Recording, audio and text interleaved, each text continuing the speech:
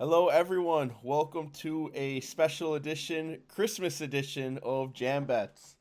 I am Tyke, joined as always by the fabulous Mama Mia. Today, we're going to be just giving a brief recap of our picks from last week. We're going to be talking about the two games today.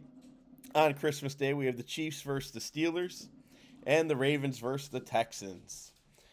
So, for our recaps, we'll start with that. Mama Mia, would you like to kick us off? I would. Merry Christmas, everyone. Hope you're having a great Christmas day. We've got football games today. I don't think we've ever had football on Christmas Day before, or have we? I'm usually too busy cooking. But I took time out. Shout out to Paula Dean. Anyone needs a good recipe for beef tenderloin, look up Paula Dean on her YouTube with Aunt Peggy. She gives up the secret. It's the best. You'll love it. Okay, on to my picks. The Minnesota Seattle game did not disappoint, was a close game. Um, Aaron Jones was my pick to overperform. He was projected to have 14.5 points. He ended up with 11. Yeah. So he was not carrying the team. The connection between Darnold and Jefferson is for real. Aaron Jones had 18 carries for 67 yards. He had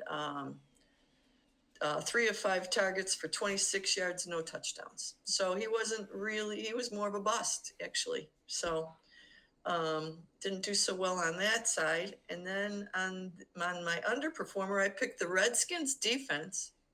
They did give up 33 points. Um, they did have 4 sacks though, and they managed to win that game against Philadelphia 36-33. So I really didn't do so well on my under and over performers last week. I will work harder this week. How about you, Tyke? I don't think either one of them was a bust of a pick. They were both pretty close to their projected points. So I had given out a couple players. For my overperformers, I picked James Cook, Chuba Hubbard, and I gave a shout out to Isaiah Likely as well. James Cook and Hubbard did not disappoint. James Cook only had 11 carries and 3 targets, but he ended with 126 yards and 2 touchdowns. Chuba Hubbard was just given the ball all the time. He had 25 carries, he had 152 yards and 2 touchdowns. Isaiah Likely got 3 targets for the game, ended with all 3 receptions, 1 touchdown, 29 yards. I did give some underperformers. I provided Cooper Kupp and Terry Scary McLaurin.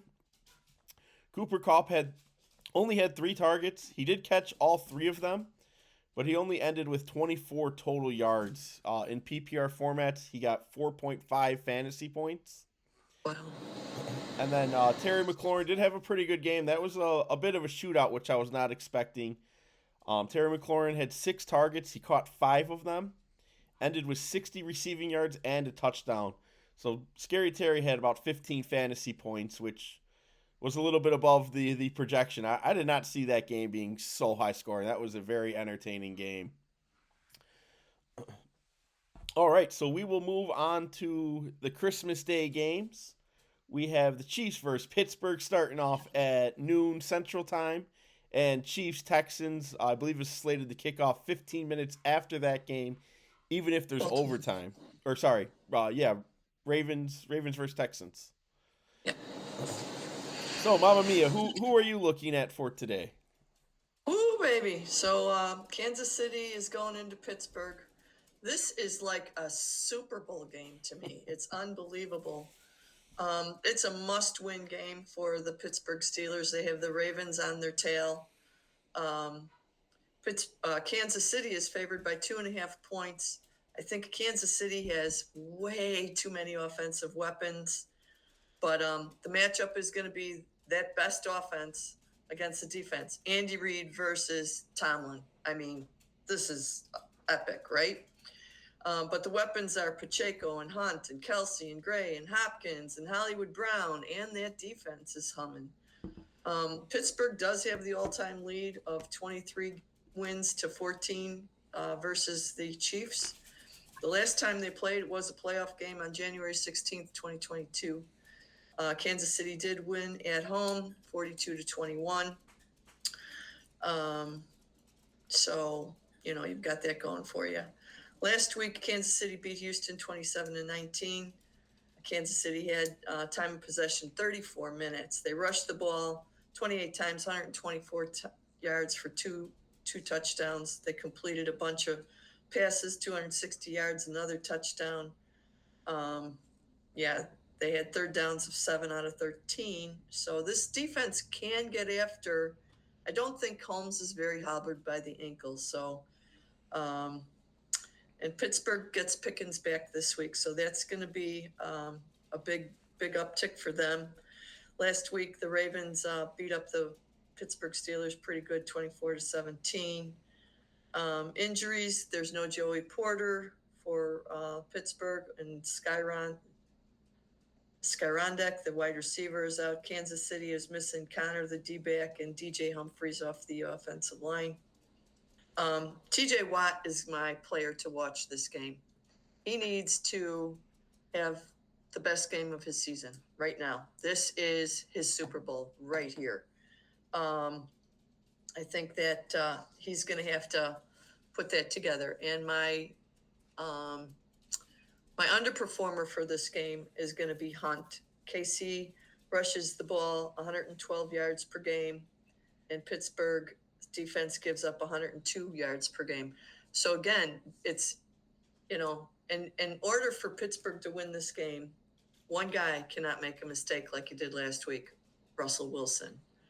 I would not be surprised if we do see Fields this time, especially if they're struggling or maybe early on in a, short yardage situation. So I got Kansas City winning this, unfortunately. But I do think it's going to be a close game, and I'm hoping that maybe I'm hexing them because I've been kind of on a roll of being bad lately. So maybe in my pick'em pool, I put 1 point on Pittsburgh because that's where my heart lies, of course. But I do think it's going to be a low scoring game, maybe 17-21.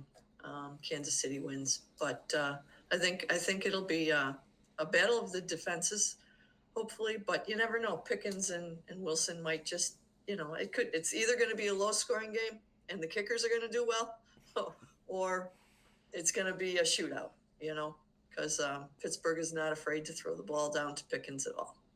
So that's what I've got for this game. Kind of a detailed recap, but this one to me is. This is like a Super Bowl game to me. So, how about you, Tyke? What do you think about this game? Yeah, I think all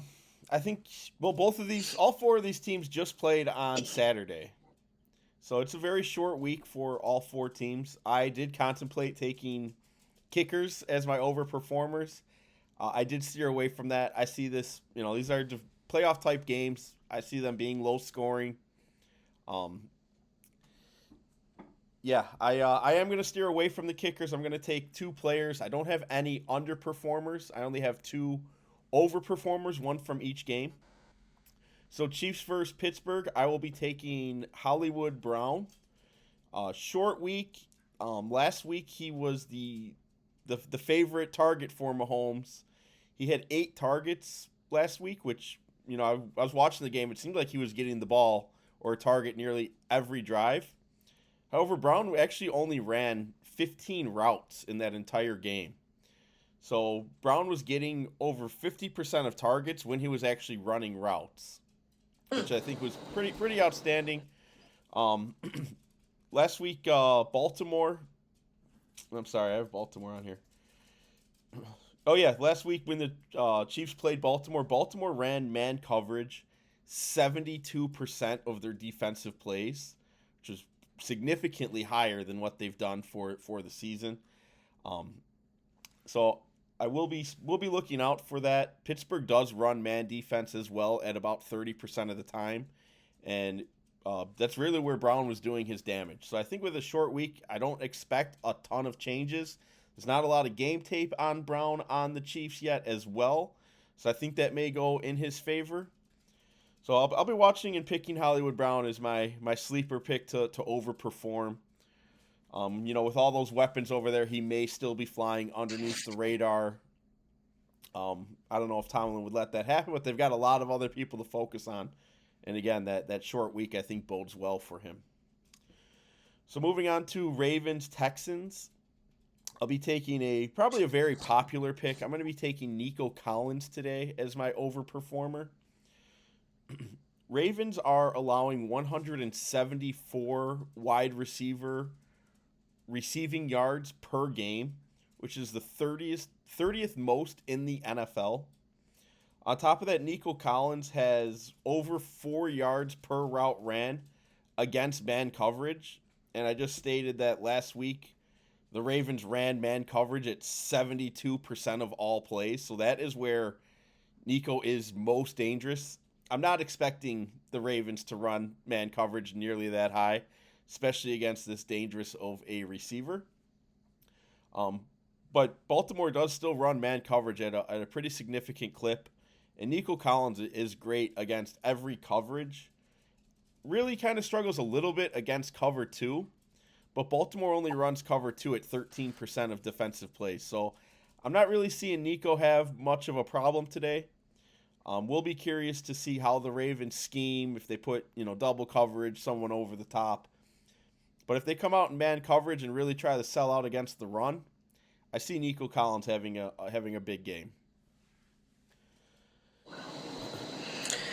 All right. Well, Baltimore is got a record of 10-5. Houston has a 9-6 record. Houston has secured their division, and they're in the playoffs easily. Baltimore is fighting with Pittsburgh for their division lead.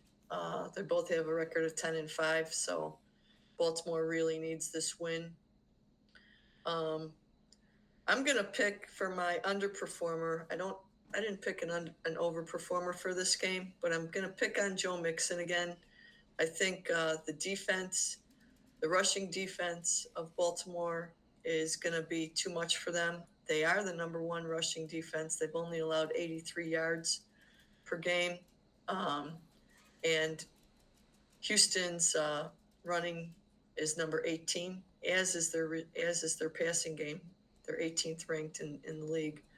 But yeah, I think there's going to be a lot of passing from Houston because, again, to Mike's point, Baltimore is number 31 in the passing defense. So I think Baltimore has the scoring advantage, and they're number 3. They're scoring about 30 points a game, and Houston is scoring 23 points a game. They're number 13. There is no Justice Hill for Baltimore. They're also missing Armour Davis, the defensive back. Aguilar, the wide receiver's out. For Houston, they're missing Fatakusi, the defensive tackle, Shaq Mason, the guard, and Juice Scruggs, the offensive line. Not sure if that the banged-up offensive line is going to affect the Houston game, but I think Baltimore wins this probably 30-27. I think it will be a very competitive game. And Baltimore leads the all-time series here by a record of 12-2. So, but Houston historically has been an afterthought franchise. So I think they're a much better team this year, but Baltimore's favored by 6 points. So again, I think Baltimore's going to win this game. So that's all I got for today's games. Shout out to my lovely number 1 daughter-in-law, Best, gave me this beautiful, beautiful sweatshirt for Christmas.